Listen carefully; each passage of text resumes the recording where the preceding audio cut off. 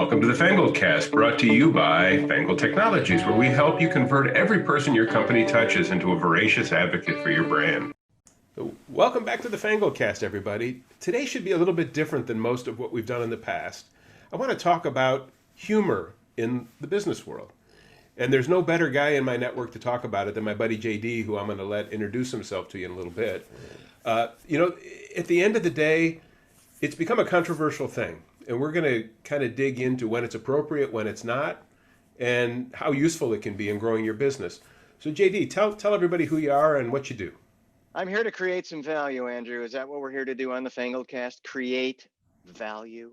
We're going to create value and a whole bunch of other buzzwords. It's going to be great. All right. Well, thank you for letting me have the floor. I am JD Gershbein, as Andrew said, and since 2006, I've been in the LinkedIn space. Since I created my LinkedIn account, I never shut up about it, and I became one of the world's first independent LinkedIn consultants. And during pandemic times, in which we are at today, I've kind of pivoted within the pivot, and I've returned to my LinkedIn roots and helping individuals and companies not only gain traction on LinkedIn, but really leverage the site in its most profound way. And if that interests you, go to somebody else's podcast where he's already talked about it about 30 times. Because we promised we weren't going to be here doing self-promotion. What we're going to be doing is talking about really funny and humor and what that means in the business world and in the workplace.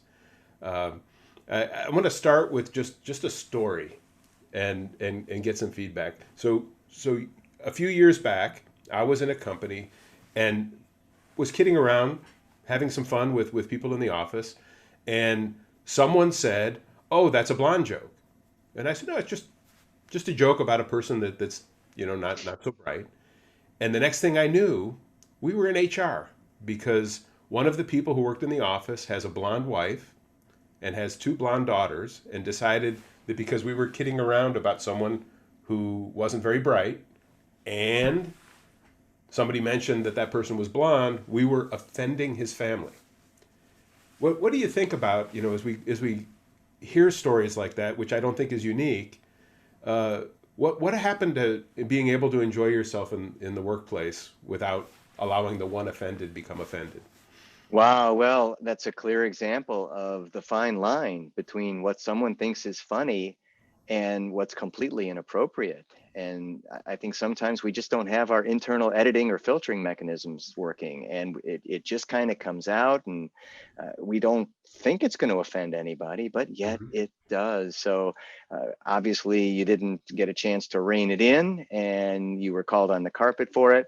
And I think it gets to the formality and convention of where we are as human beings in the business world, and to inject humor into situations with delicacy and balance and panache, I think is important. And that is an art and a coachable skill. Yep. I know in your background, Second City was one of your great training places for you in terms of your career and otherwise. Mostly, it's an improv, which sort of is a yes but or yes and opportunity. Yes and yes but, yeah. Yeah. And as I look at that and think about how that kind of a training works in the way that you portray yourself now, in that moment of improv, how do you avoid sort of crossing that line?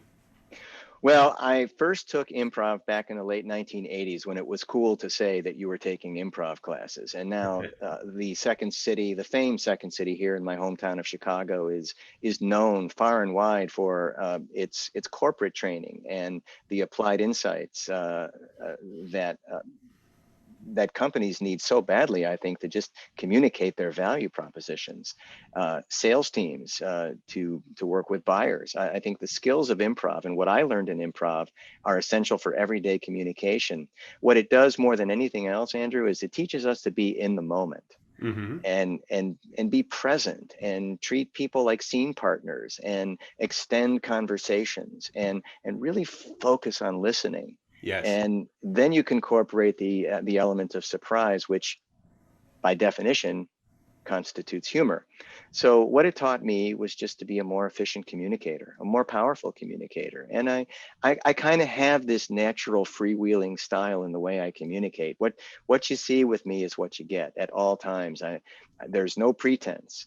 And that's something that I've honed through the years as a broadcaster back in high school and college, and Hmm. then on stage as a performing artist. So in the business world, which right now is the virtual business world, we're communicating through nuance, through text, through gesture, through facial expression. There's not a lot of room for humor unless you're so overtly funny that it just kind of flows out of you. And some people have to work at it. But I'm known for capitalizing on a moment when I think there's some humor to be found. And by doing so, I build my brand in what I feel is a positive way. I'm kind of known as somewhat funny, and I enjoy a good joke. I like joviality. I like banter. So, good natured jousting in the business world, extremely appropriate when it's not Yep. going to offend anybody, and you still appeal to their sensibilities. And I do think that's probably where the core of our initial friendship came from is we both sort of have that background of wanting to and being known for good natured humor in our work and Mhm. relationships with other people. I Yeah. I think truly the going back to what you were saying, one of the things that's key there is that ability to listen. That ability is super important because so often the people that I've seen that fail in their jobs are the ones that when people are speaking, they're spending more time thinking about their response than what the people are saying to them. On And stage as well. yeah, And and when a good improviser is always looking to extend and is really paying attention to the scene partner or mhm, partners, because yeah, it's not about just delivering a funny line, it's about yeah, really expanding the conversation. yeah. One of the things that I've discovered over the years is that humor is the way to get past the most difficult of people to get a point across that they don't want to know. For example, I use a book. You know, the comedian, she just became famous in the last year, who does the mimicking of the president, Sarah Cooper. Okay. Before she was who she is now, she wrote Mhm. two books, and I use those books all the time because they're funny ways. There's a book called "100 Ways to Look Smart in a Meeting." So you're meeting with the CEO, you're talking about their team, and they go, Bob and Kim are my stars. You'll see how brilliant they are in the meeting. And you sit in the meeting and you recognize they're just using these techniques to look smart to avoid, they're the ones that when the slide is passing and they go, hey, can you go back a slide for a second? They look at the slide. They go, oh, thank you, you can go on now. They just did it to look smart. They're Mhm. BSing. And through using that book, which is nothing but humor, as people are reading it, they go, "Oh God, I recognize those two people in this. I just learned something about these bullshitters that are working on my team." In the same way, her other book, which is how to, I actually have it sitting here. My plug for a book that I don't actually make any money All from right. buys. How to be successful without hurting men's feelings. And it's basically a bunch of observations about how women are treated differently in the identical situation as men. So if you're dealing with it with team members that are highly misogynistic, don't treat the women as equals. As they read this book, and you make them read the book or you read sections from it, that humor that the book is based on brings realizations that you couldn't get if you went head on and said, you can't do that anymore. Yeah, and it quickly jettisons us into the area of what's appropriate and what's not. And there are certain situations that can be very incendiary, even if you're just trying to lighten up the moment. Mm-hmm. No, and you notice the finger quotes will automatically make something even funnier.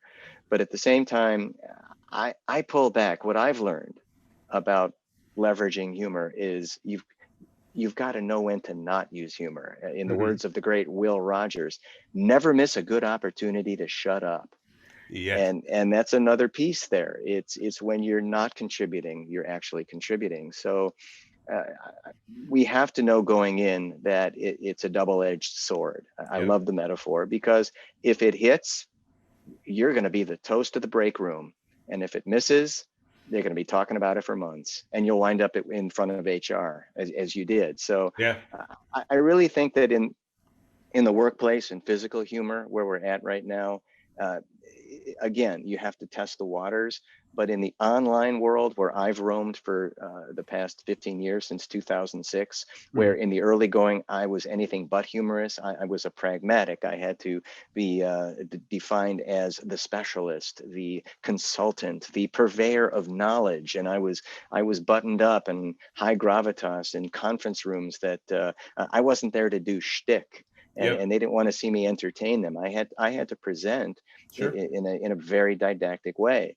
But now the mores have lessened a little bit. And my gosh, we're in a global pandemic. People, we've got to lighten up. I mean, there's so much depression around, and stress and anxiety and fear. And we must use our humor to counteract fear. And for me, it's always been a defense mechanism. Yep. I've always fought adversity with humor. It's in Yeah, I my think nature. yeah, I think it's a great way of sort of cutting through the tension of the room, recognize the elephant in the room with humor, Hmm. getting Making the past elephant laugh, actually. it's terrible when they do because the structure of the building, all the water shakes on the table. It gets messy. Absolutely. Yeah. Yeah, I hate when that happens. Um, but the other, the other part of it is that many times it really is the way to break down those barriers that are preventing communication, as long as you don't become the jerk in the room. I have Hmm. ever told you Andrew's rules of sarcasm. You People will with now. I am going to, whether you like it or not. People with no power use sarcasm to feel like they have a little bit. Hmm. People with a little power use sarcasm to maintain it, and people with lots of power use sarcasm or jackasses. There you go. Yeah, Sarcasm. Now that's a real delicate field, because absolutely. you've got to really modulate your voice. You've got to be in complete control of your laryngeal apparatus if you're going to spew out some sarcasm. Now, good-natured sarcasm, always fun. I think that's what attracted me to you in the first place. And I knew that you had a great sense of humor. We were kind of sarcastic to each other, and so we continue to be sarcastic to the point where sometimes I don't know you're being sarcastic. So, and I think that's the beauty of the exchange. But in business circles, my gosh, I mean, be careful Yeah, because you could really step in it if you say something that you intend to say funny the wrong way, where it comes out as condescending or yes, demeaning, and the other person just doesn't receive it well. yeah. I worked for a guy years ago who used mean humor, thinking that he was motivating us out of, I don't know, out of shame, fear, Hmm. otherwise. And it was truly one of the most uncomfortable work situations I ever had. And it was downright insulting, degrading, and otherwise. And I learned from that because the worst bosses I ever had taught me how to be better at my job by doing the opposite. Well, how about in National Lampoon's Animal House, where Weedermeyer says to Dorfman, "Fat and stupid is no way to go through life, son." I don't think there's But any really easy way to say that. No euphemistic way to say that. and by the way, for my listeners who watch the podcast from overseas and don't get it, American men, we get to sit around and just quote movies for hours and hours and laugh like crazy, and we know you don't get it. It's our thing, so get over it.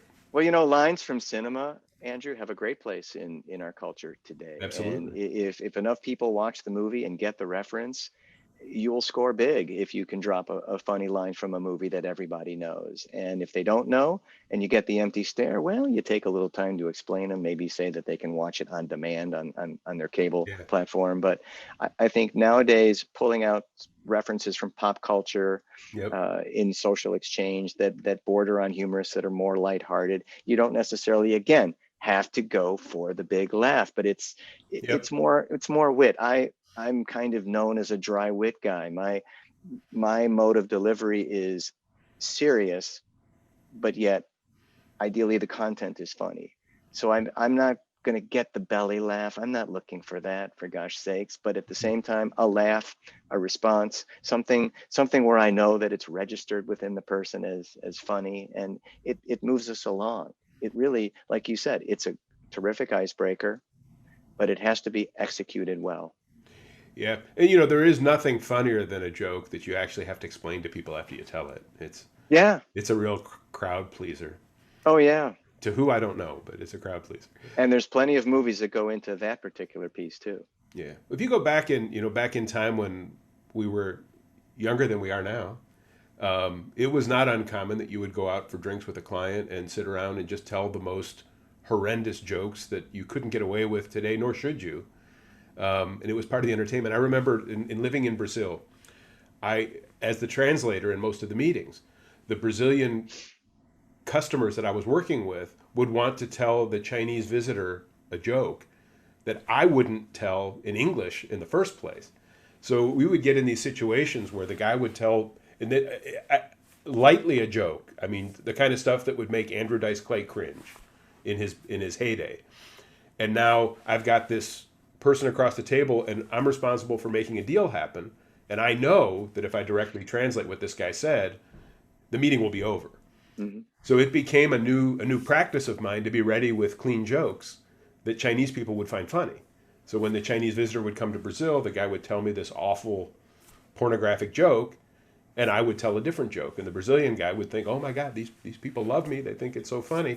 And had no idea that I wasn't. Yeah, working blue in the boardroom, man, it's not in your best interest. It was awful. It's not in your best interest. And the whole time thinking to myself, I hope he doesn't catch that I didn't use any word that even sounded like what it should have been. But I got away with it. Now, one thing we should kind of veer into is the conversation around funny email, funny texts, yes, funny posts. Now, in my world, I live on LinkedIn. Mm-hmm. And there's not a whole lot of humor on the platform because, first of all, people are still trying to reconcile the platform as a business medium. Mm-hmm. Many people are creating content for the first time. It's their initial foray into the LinkedIn space. So for them, you don't want to set the example with absurd humor. But at the same time, as you liven it up, and one thing I'm known for is the way that I weigh in on posts. It's lighthearted. Mm-hmm. There's a little bit of again, dry wit, a little tongue in cheek. I think tongue in cheek is a hugely successful device for folks who don't want to just overtly be funny. Sure. But doing things in a tongue in cheek fashion, it works. It draws attention to yourself in a positive way. And I think that's the real beauty of the humor approach is it something that's going to be on brand? For people who are not trying to use humor to brand, it's going to be a disconnect, a dissonant effect on the brain. But for folks like myself, if you back it up and you're kind of lighthearted and airy, kind of off the air, and then you go on and you try to move people through some gentle humor, I think that becomes acceptable. And now you have the opportunity to keep doing it, and through repetition and exposure, you start to brand as someone who's relatively humorous. Yeah. For me, I'm not an emoji guy. I use the thumbs up as a shortcut sometimes.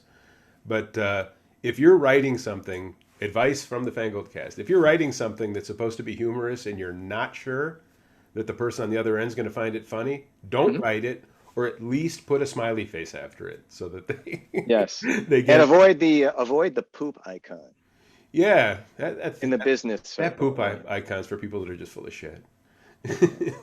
I don't understand that one. It to me it doesn't cross a line. I just think it doesn't put somebody in a proper light. Well, on texts it's okay. I mean, if you're texting and maybe not a business text, but I didn't see that one showing up in the emoji library until maybe about a year ago. And now I see it with increasing regularity on another social networking site, the one that starts with an F, ends in a K, and has an ace B in the middle of it. So I think you see a lot of that going on. But again, in the austere world of business, there's probably no place for that for a lot of people, especially when you're trying to sell a product or service, or drive a niche, or drive sales of your book or your online course or your speaking platform. I mean, it a little goes a long way. Yeah, I've been asked multiple times for people that are giving major speeches and presentations and things like, can you help me write a few jokes? And I always have an issue with sort of that joke writing thing, because you can never write in your own voice and have somebody else.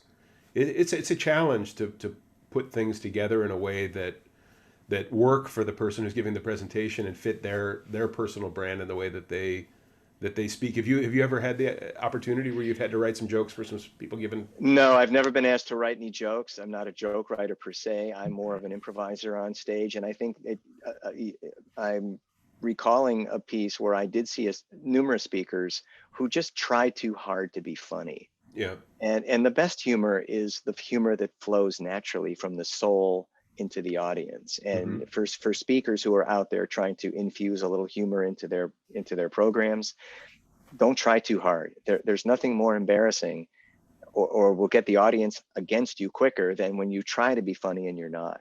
The Yeah. humor has to flow out of you as a natural extension. And I found that that's what I would let happen. And if you skirt a technical difficulty, there's a lot of humor in technical difficulties if you do it Yeah. right. The remote goes wrong, or you're on the spot, and suddenly the audience realizes that you're in trouble. And the great master of that was Johnny Carson, Yep. who was funnier when his jokes bombed Hmm. because the audience was still laughing and they were waiting for the band to strike up T for two so Johnny could do the dance. And that was when you knew that he let the audience in on it, that he was bombing and it was terrible. And okay, come on in, just join me in my misery here.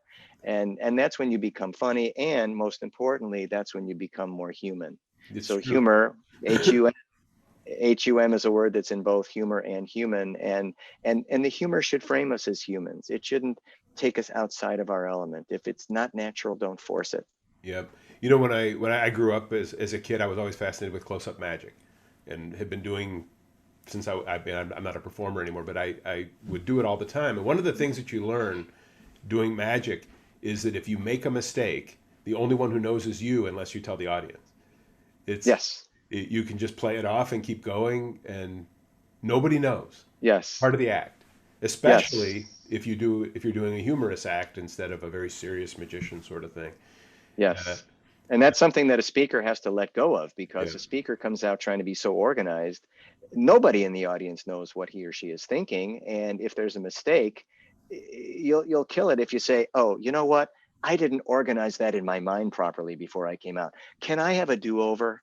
Yeah. I mean, nobody's going to cut you that much slack. But again, how you kind of ride things, you have to have this kind of natural aikido type of thing where you just brush stuff off. And Absolutely. again, show a human response, and that's going to put you into more of an exalted category. Yeah. The only one who knows you went off script are the people you tell. That's true. Unless you're a That's horrible true. speaker. And then, it doesn't matter because you're a horrible speaker and you Yeah. shouldn't be speaking. You And can never get sometimes that. you don't expect to get laughs, and you get laughs, and that's a beautiful revelation when you're on stage, or when someone finds something funny, is that it was completely unintended. You didn't know, Hmm. and you get the chuckle, and that's great. I know that stand-up comedy. I've listened to a lot of Jerry Seinfeld interviews, and he's a guy that's. I mean, if there's a PhD in humor, he's certainly a credentialed comic. Um, he goes for the laugh. That's the lifeblood of comedy, is Yep. the laugh. And I go out there. I'd rather be internally pleasing than put people into a state of belly laughs or rolling on the floor laughing. That's not conducive to what I'm trying to accomplish. But you know what? People kind of milling around after my talk going, that kid was pretty funny. That's what I'm looking for. Yep. And one of the other areas I always caution people about is that area of self-deprecating humor, where it Hmm. stops being fun and endearing and becomes you're obviously covering for something, defense mechanism. Imposter syndrome, perhaps. Yeah, yep, yep. That's Yeah. a sort of a separate but equal topic to to talk about what we're chatting. I've seen it happen so many times, like the overweight guy in the office always telling jokes about being fat, or those kinds of things that I think really do damage people's personal brand if they don't know how to play that properly. I remember a speaker coming out, and the first thing out of his mouth was, "Well, I'm going to try not to suck." Now, I couldn't think of a line that could get an audience against you quicker than that. It was like this resounding thud. You could hear it in the Hmm. room. It's just not the way to start a talk. But he was trying to be a little too self-effacing. He was actually more self-obliterating than self-effacing. That's a So better way to put it. you're exactly right. Self-effacing humor, which I love, Hmm. which is an offshoot of humility, which is one of the great traits of leadership. you have to come out there and be humble and know that, look, we're all humans, we're all fallible. We create, sometimes it works, sometimes it doesn't. Cut me some slack, love me anyway, that kind of thing. And again, getting your scene partner or your audience or the people in the thread on a social media post on your side by what you say, so that Mhm. they want to extend the conversation with you. That's a really valuable piece of communication. Yeah, the humility thing is really important, and I do a bit with somebody when we talk about humility, where I go, Mhm. humility is really important, and I should know because I am the most humble. I'm the most humble guy on the planet. As a matter of fact, if there was an Academy Award for humility, I'd have three of them on the mantle, and Yes, because I'm it's humbly narcissistic in that. yeah, yeah. Well, of course, because you couldn't quite know because you don't have the same level of humility as me, but you kind of get the gist. I It do. Yeah, I think. Well, there's a gist to be gotten, and I think I did get it. Oh, there it is. I see it. Yeah, you got it. It's one of those areas of where people are humorous when they don't mean to be. Yes. Is and I watched someone's podcast not long ago, and they had a guy on who basically said what I just did without realizing that's what he was saying. That the reason people hire him is because I'm just so humble, and I'm able to show people as they model my humility and become as humble as I am, and that's when you get that laugh that you weren't expecting, and you wished you hadn't. Absolutely. And I think we're also seeing more humorists in business too. I've noticed even in random LinkedIn searches, I'm coming across more people who are either humorous motivational speakers Hmm. or humorous thinkers, or the use of humor in developing thought leadership or leadership qualities. There are more people around improv and improv training Absolutely. and storytelling coaching. And there's a humorous component to all of this, Hmm. kind of a lighten up component. So I think as we move forward, especially out of a global pandemic where, uh, I mean, look at the devastation economically, financially, physically. People's families have been destroyed by the pandemic. I mean, there's going to be a recovery that is going to be dependent on our collective Hmm. senses of humor. We have to make each other laugh to get through this. And I'm Absolutely. all for that, man. I am all for that. It laughs so you don't cry. Yep. It's for sure. And one of the other pieces of this that I think is real important to bring out is how recognizable you become if you're a funny person. Much Of like course. it's part of that brand. They remember the guy who made them feel that way, got them to laugh. It's part of that interaction, that emotional relevance that's so required in the relationship side of doing business. Yeah, and people want the human touch. They want it even from the person who might be selling them a home theater system at Best Buy at this stage of the Hmm. game. It's not about going out there and trying to move products off the shelf anymore. It's about really developing the relationship. And with all that we're hearing about developing trusted relationships, how do you get there? How do you communicate trust at this stage of the game when everybody's selling and sometimes nobody is buying, but everybody's selling you something at Yep. every turn? Hmm. And you can't avoid it, especially in the LinkedIn environment. So when you approach people again from just establishing rapport, humor is instrumental in establishing rapport. I use it all the time, again in very subtle, nuanced ways. But you start to take the buyer down the journey. They feel a little bit more comfortable with you, a little bit more comfortable with you, and you just try to avoid being so damn serious. Yeah. And you're serious when you have to be. I mean, look, we're in serious times, and there are a lot of people who are just not overcoming adversity right now. There's desperation, there's survival going on right now, and they don't need jokes. They don't need funny material coming at them. They want to know that people are caring for them, and there's a hand being extended when they truly need it. And and that humor translates into empathy and compassion, which are two other great leadership traits right Absolutely. now. Absolutely. So I think humor borders on everything. It's, if you look at the Venn diagram of all the great qualities that humor inspires and drives, they're all great traits of leadership. Yeah, and the at the core, the likability of someone who's fun. I remember my first time traveling with someone on a ride along way early in my career in sales. And this guy was just a lot of fun. And everywhere we went, you could just tell that the fact that he came to visit his client, his customer, was the highlight of their day. Mhm. And they would want to know what they were asking him. What's new? What do we need for our? It created that relationship, which taught me a lot about that Sure. likability factor in the relationship building that is sales and marketing. So, so anyhow, Absolutely. we're running close to the end of the podcast time, and Our I'm wondering, time limit. we have a time limit. We do, and a humor limit. You're only able You to know, have two we more. exceeded the humor limit No, no, already. no, no. Now Based it's just a on question of running the clock out. I'm checking the clock, and based on it, Okay. you can have up to three more humorous moments before we're done. Okay. But please don't exceed it. It wouldn't be Okay. appropriate at all. Um, what didn't I ask you about humor in the business world that I should have, Mister Gosh, JD? you know, the more that I'm asked to talk about improv, it just something lightens up in me, and I get an Hmm. endorphin response at this point because, again, I'm one of those proponents of humor and improv. Again, I'm not a stand-up comic. I'm not trying to be cute and do material for people, but I think that the value of applied improvisation and creativity, situational creativity, is so important because it can literally spring load us to be better human beings, better communicators, better husbands, better wives, better fathers, better mothers. I mean, it's really a driving piece now, and we've come to grips with our own fallibility, our own our own tragic nature as human beings. Social media has certainly held up a mirror, and for all that it does to connect us, it also does alienate us. So we have to kind of find that happy medium between overextending ourselves on the social platforms and maintaining the real life, feet on the floor, eye contact, physical world connection that we make with people. So I just want to go on studying it, and people who are proponents of it, I'd love to study it with them as well.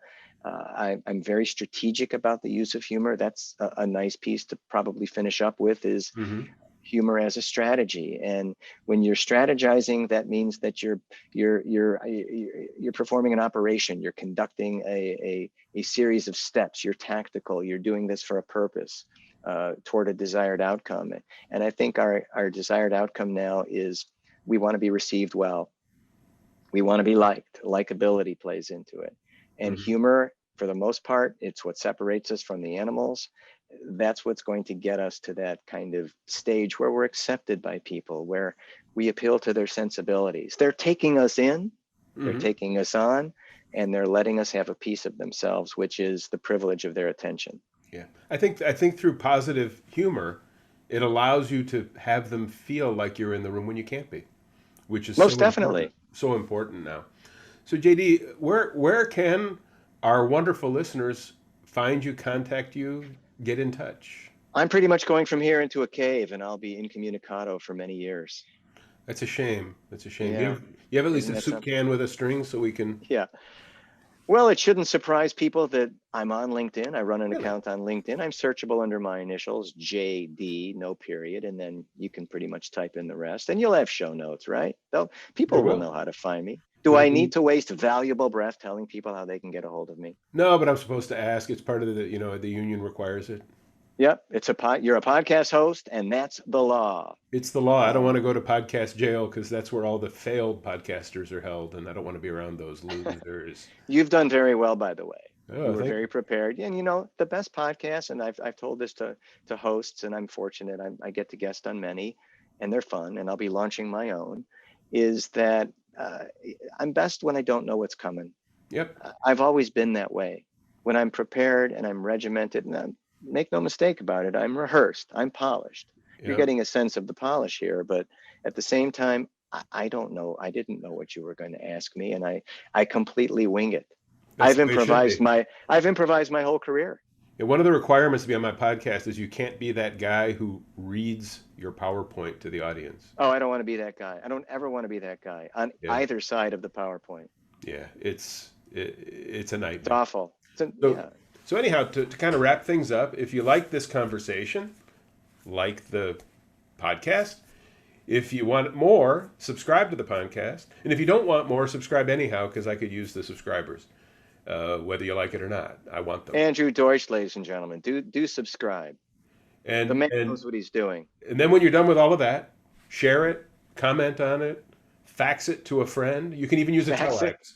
Yeah, fax it or telex it to a friend. Let them know that the FangledCast is where you like to listen.